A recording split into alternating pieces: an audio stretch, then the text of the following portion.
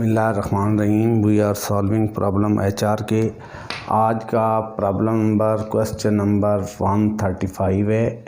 Actually ये question 83 को repeat किया गया है। 83 जो क्वेश्चन था उसमें था कि एक ब्लॉक है, ये ब्लॉक इस हॉरिजॉन्टल पे एक्सेलरेट हो रहा है और इसका जो मास है 15 kg और इसका जो एक्सेलरेशन है वो 2 मीटर पर सेकेंड है। अब यही ब्लॉक वो कहता है, ये पहले सवाल था कि ये ब्लॉक जो है हॉरिजॉन्टल सरफेस फ्रिक्शनलेस सरफेस पे एक्सेलरेट हो रहा है और उसकी हमने फाइंड की थी कि उसकी चेंज इन काइनेटिक एनर्जी क्या है, पावर फाइंड की थी, उसकी वेलोसिटी एक पॉइंट पे 10 दी थी, एक पॉइंट पे 30 दी थी। अब वो कहता है कि same block now accelerating with the same acceleration up the inclined plane. एक ब्लॉक वही ब्लॉक है। अब ये इंक्लाइंड प्लेन जो कि 5 एंगल के हॉरिजॉन्टल के साथ एंगल बनाती है, यहाँ पे ये ब्लॉक जो है वो एक्सेलरेट अप हो रहा है, सेम मैस सेम एक्सेलरेशन। इधर इस पे फोर्स अप्लाइड लग रही है और इस पॉइंट पे इसकी इनिशियल वेलोसिटी जो है वो 10 मीटर पर सेकेंड है और इस किसी पॉइंट जहाँ पे उसकी वेलोसिटी जो है VF दैट इज़ 30 मीटर पर सेकेंड। तो हमने फाइंड करनी है, पहला पॉइंट हमने फाइंड करना है work done by applied force. ठीक है, work done by applied force या how much energy is transfer to the block, एक ही मतलब है। Work done by applied force हमने फाइंड आउट करना है। A part work done by applied force by applied force. तो हम यहाँ पे वर्क एनर्जी थ्योरम जो है अप्लाई करेंगे। Work energy theorem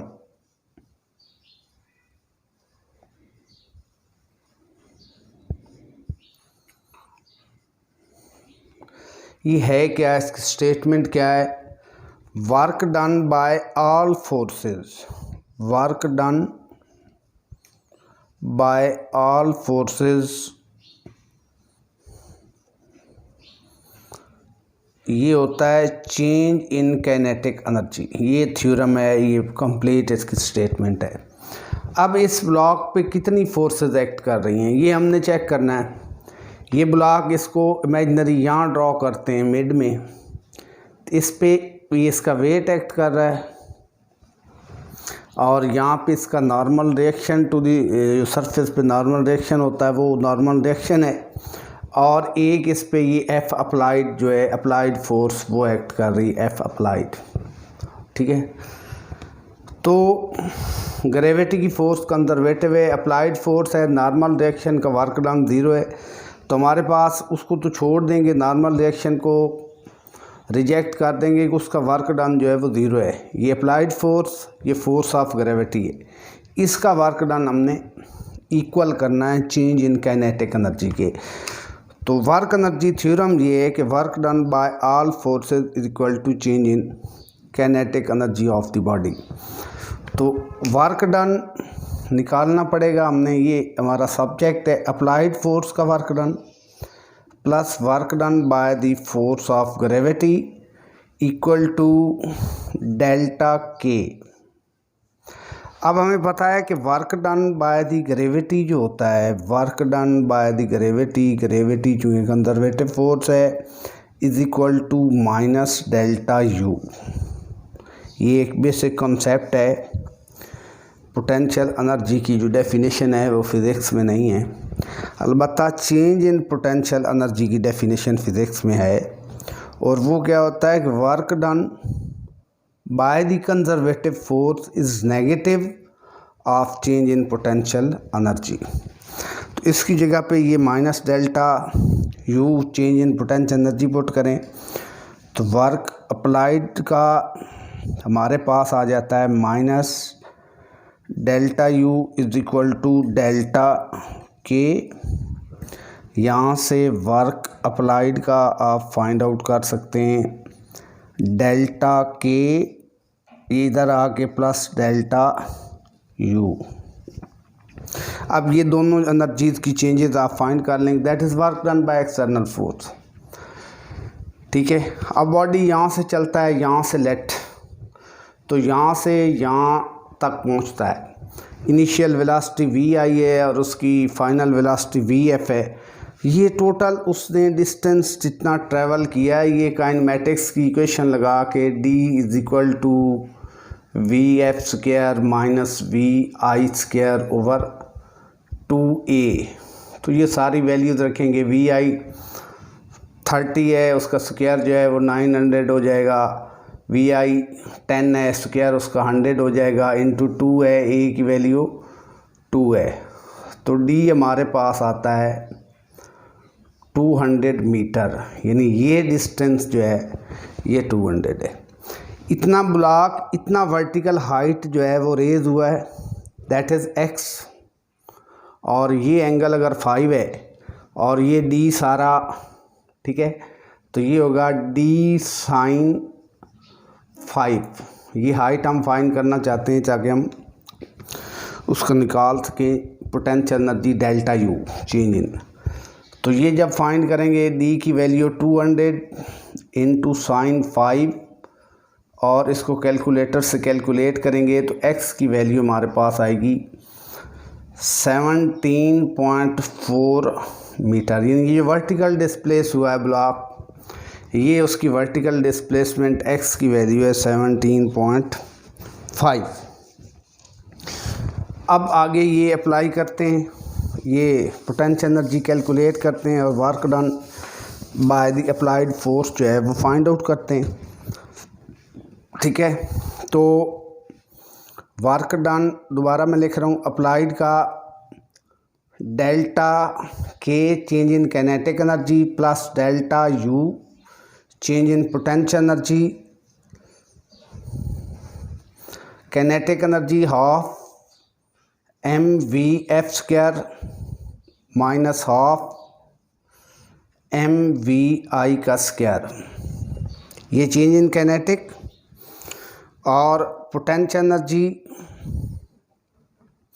you F minus U I. अब वैल्यू लगा दें इसमें 1/2 m कॉमन ले लें इंटू 15 ब्रैकेट में वी एफ का स्क्वायर 3 का स्क्वायर वी आई का स्क्वायर 10 का स्क्वायर। और यहाँ पे आप देखें U F M G X M की वैल्यू 15, जी की वैल्यू 9.8 और x हमारे पास है 17.4 और यू आई ज़ाहिर ज़ीरो है। इनिशियल लेवल हमारा जो है पोटेंशियल एनर्जी का ज़ीरो है। इस सब को जब आप कैलकुलेटर से सॉल्व करते हैं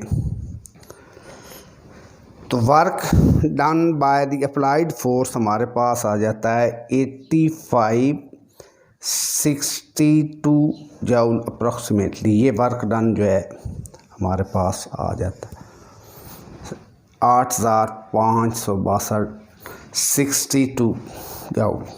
ठीक है, अब हमने इसका बी पार्ट फाइंड करना है कि जब वेलोसिटी 10 से 30 चेंज हुई, वर्क डन हुआ अप्लाइड फोर्स से, तो पावर कितनी ट्रांसफ़र हुई है, एवरेज पावर। यानी ये तो वर्क डन अप्लाइड फोर्स है। सेकंड पार्ट हमारा है एवरेज पावर, हमने फाइंड आउट करनी है ट्रांसफ़र जो हुई है, एवरेज पावर। तो वर्क ओवर टाइम होता है टोटल टाइम इंटरवल। अब टोटल टाइम इंटरवल यहाँ से यहाँ तक का फाइंड किया जा सकता है। कितना लगा है ये velocity V F is equal to V I plus A T. T यहाँ से टी की वैल्यू आ जाएगी V F minus we I over A. तो टी वी एफ हमारे पास है 30 और वी आई 10/2, ये 20/2। टी हमारे पास टोटल टाइम वर्क डन के लिए 10 सेकेंड आ जाता है। तो इसको 10 पे डिवाइड कर दें। ये वैल्यू हम फाइंड कर चुके हुए हैं, 85/62/10। तो ये 856.2 वाट ये एवरेज पावर ट्रांसफ़र जो है हमारे पास आ रही है। अब इसका सी पार्ट जो है वो इंस्टेंटेनियस पावर हमने फाइंड आउट करनी है। इसको डायग्राम को ज़रा मैं सही करके बना के आपको जी समझाता हूँ। ये एंगल 5 डिग्री का लेट के यहाँ पे वेलोसिटी उसकी 10 है, ठीक है। उस पे जो फोर्स अप्लाइड है, फोर्स इनटू डिस्टेंस, उसके फोर्स जो उस पे लग रही है am into A applied force की वैल्यू है 30 न्यूटन। और इस लम्हे पे जो स्पीड है वो 10 मीटर पर सेकेंड है। अब इस पे ग्रेविटी की फोर्स भी एक्ट कर रही है mg। अगर इसके कंपोनेंट बनाएं तो ये कंपोनेंट आता है mg cos of 45 and that component actual में इफेक्टिव है mg sin 5, 45 नहीं sin 5, ये भी cos 5 है।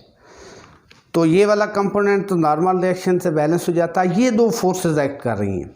इन दो फोर्सेस की वजह से आपने इंस्टेंटेनियस पावर जो है वो फाइंड आउट करनी है। इंस्टेंटेनियस पावर,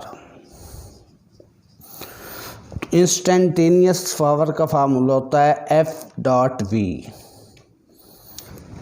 दो फोर्सेस ले रही, दोनों फोर्सेस की पावर फाइंड करके उस इंस्टेंट पे ऐड करना है और उसका मॉड लेना है। यानी इस फोर्स का F.V, F अपवर्ड है, V भी अपवर्ड है, तो ये फोर्स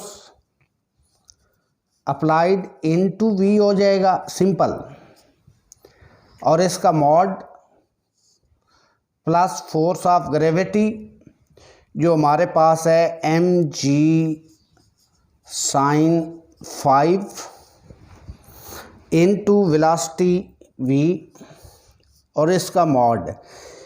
इसके बीच में एंगल जो है वो 180 है, नेगेटिव है, लेकिन we are taking mod only, ठीक है।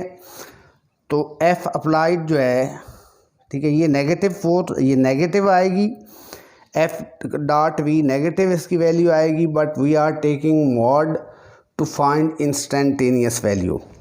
तो ये वैल्यूज़ पुट कर दें, ये 30 इंटू 10 mg sin 5, mg की वैल्यू M15 इसकी वैल्यू 9.8 इंटू sin 5 की कैलकुलेटर से फाइंड करेंगे इंटू 10। तो ये जो वैल्यू हमारे पास आती है इसको सॉल्व करेंगे तो at instant 428 watt instantaneous power when velocity v is equal to 10। तो अब उसने फिर पूछा है सी पार्ट, ये हमारा सी और डी पार्ट पूछा गया है। यहाँ पे मैं उसको सॉल्व करता हूँ। डी पार्ट जो पूछा गया है कि instantaneous power when v is equal to 30, same instantaneous power when v is equal to 30 metre पर सेकेंड।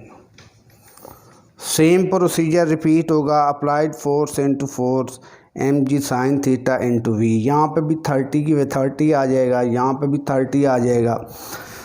तो पहले 10 था, उसका 3 टाइम्स कर देंगे तो आप ये फाइंड आउट कर सकते हैं कि पावर की वैल्यू, इस इंस्टेंटेनियस पावर की वैल्यू जो है 428 इंटू 3 आ जाएगी। और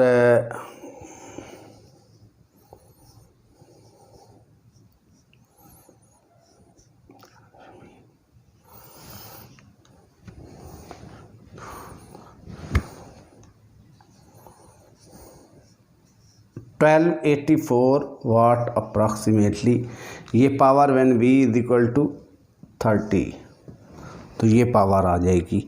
तो इस 4 इसके ऑप्शन हैं जो हमने चारों सॉल्व किए हैं। Thank you very much.